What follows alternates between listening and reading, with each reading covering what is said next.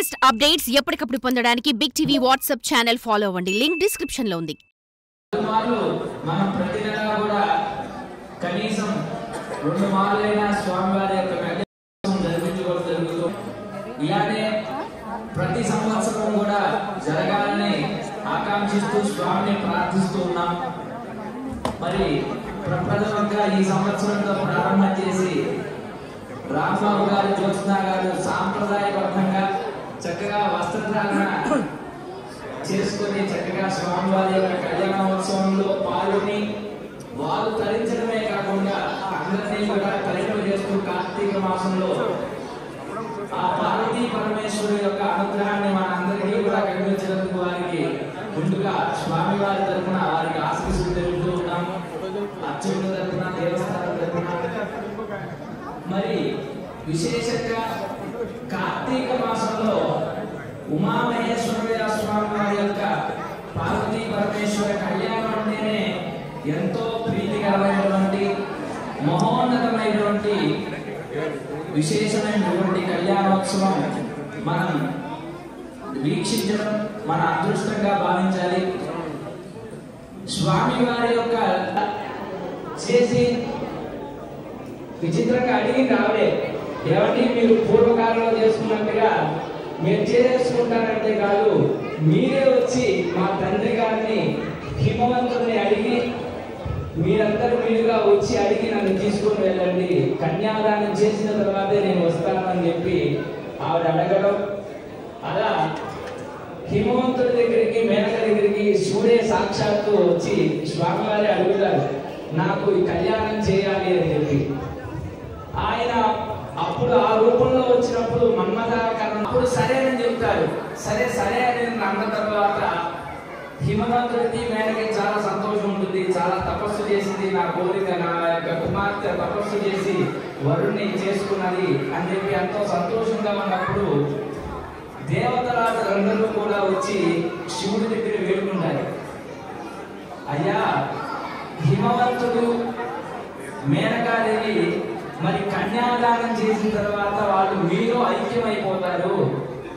ఈ యొక్క హిమవత్ పర్వతాలు అన్ని కూడా ఉంటేనే కదండి భూమి దేవతలు, ఋషులు అందరూ కూడా యజ్ఞ యాగాలు తపస్సు చేసేదంతా కూడా హిమవత్ పర్వతం వేరే కదా. ఇవన్నీ కూడా వాళ్ళు శివైక్యం అయిపోతే, ఇవన్నీ కూడా ఉండకపోతే మేమందరం ఏమైపోవాలి. కాబట్టి దీనికి ఏదైనా ఒక ఉపాయం చెప్పండి అని ఆయన్నే అడుగుతారు. చూడండి ఎంత విచిత్రమో.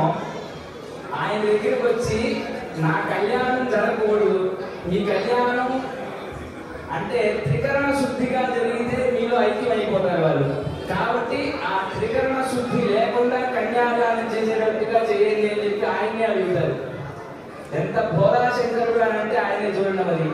మరి భక్తుడు కోరుకున్నాడు, తన తండ్రి తన పిల్లలే అడుగుతున్నారు. అలా మరి అడిగినప్పుడు ఏం చేస్తాడు, సరే అని చెప్తాడు.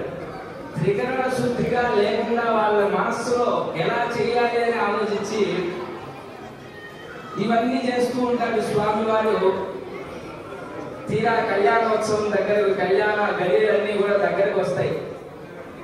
కళ్యాణ గడియలు వచ్చినప్పుడు త్రికరణ శుద్ధి లేకుండా ఎలా చేయాలి అని చెప్పి సరే కళ్యాణానికి అందరూ వస్తూ ఉంటారు.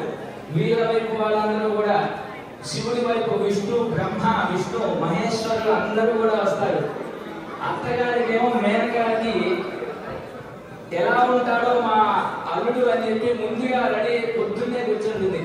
మనందరికీ కూడా మామగారి కంటే కూడా అల్లుడికి, అత్తగారికి ఎక్కువ ఇది అనమాట.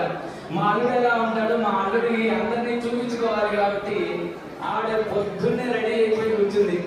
ఉదయాన్నే 6 గంటలకే కూర్చుంది. మా అల్లుడు వస్తున్నాడు, అందరూ దేవతలందరూ వస్తున్నారు. ఉదయం నుంచి ఒక్కొక్కరుగా ఫస్ట్ బ్రహ్మగారు, చతుర్ముఖ బ్రహ్మ ఆయనైనా అంటే నాలుగు పక్కన కూర్చోబెట్టుకుంది. ఏమంటే ఆయనైనా మా అల్లుడు అని అంటే ఆయన కాదండి, ఆయన పురోహితుడు. స్వామి కళ్యాణోత్సవం, మీ అల్లుడు కళ్యాణోత్సవం చేయించవలసినటువంటి బ్రహ్మ, ఆయన పురోహితుడు అని చెప్తాడు. ఆ తర్వాత నీలమేఘశ్యాముడు వస్తున్నాడు, ఆయనైనా అంటే ఆయన కాదమ్మా, ఆయన లాంటి వాడే, ఆయన ప్రాణ స్నేహితుడు లాంటి వాడు విష్ణుమూర్తి, ఆయన కాదంటే ఆయన గురించి తర్వాత చెప్తాం, ఆయన కాదని చెప్తారు. తర్వాత చంద్రుడు వస్తున్నాడు, తెల్లగా ఉన్నాడు, ఈయన మాట్లాడు అంటాడు, ఈయన కాదమ్మా. ఇంకోటి పక్కన సూర్యుడు వస్తున్నాడు, సూర్య తేజస్సు